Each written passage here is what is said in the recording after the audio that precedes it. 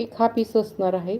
Wow, ह्याची कानातले छोटू असणार आहे, खूप मोठं नसेल. कुणाला एकदम मोठं कानातलं घालण्याची इच्छा नसते त्यांच्यासाठी बेस्ट ऑप्शन आहे व्हिक्टोरियन मंगलसूत्र पण आणि छोटे कानातले. आणि स्टोन वगैरे बघा काय सुंदर स्टोन आहे.